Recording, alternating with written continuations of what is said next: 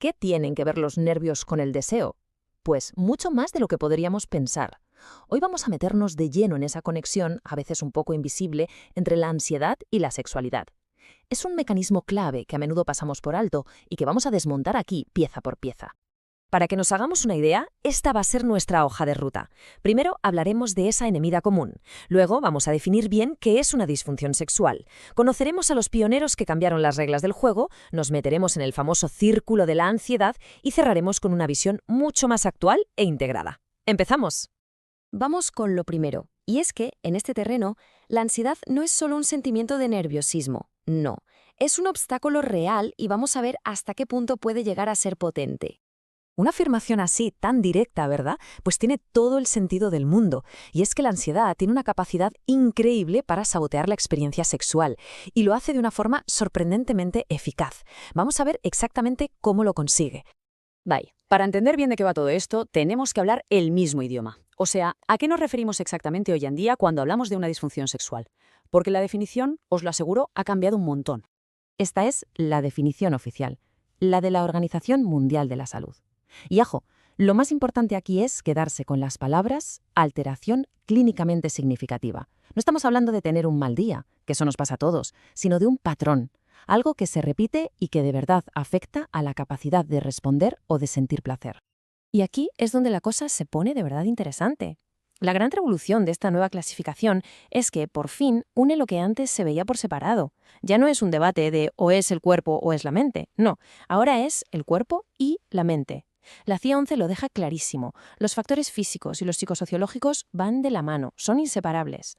Pero claro, esta visión tan completa no apareció de la nada. Para entender cómo hemos llegado hasta aquí, tenemos que hacer un pequeño viaje en el tiempo y conocer a algunas figuras que literalmente revolucionaron este campo.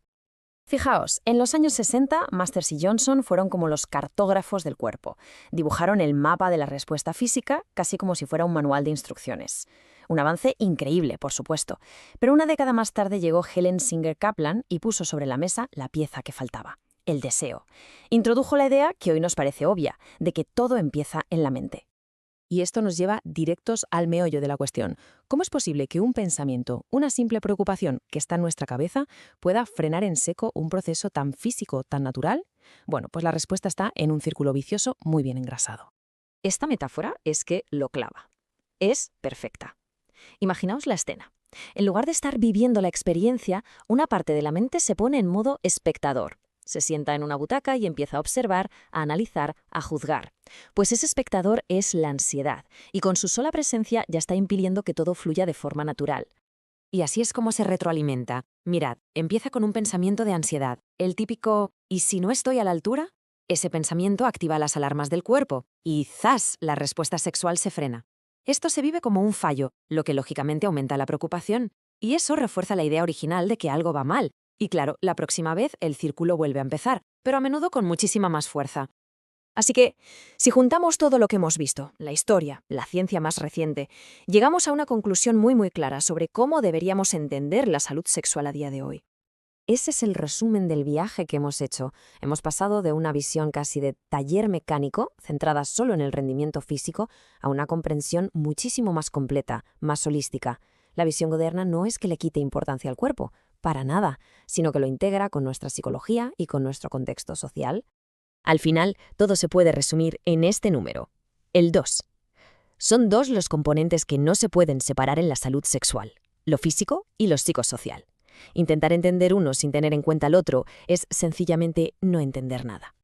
Y esta es la gran idea, el titular con el que nos tenemos que quedar: entender y, sobre todo, aceptar que la sexualidad es una experiencia total, psicofísica. Es el primer paso para protegerla de enemigos como la ansiedad. No es una batalla que libra solo el cuerpo, es una vivencia de la persona en su totalidad.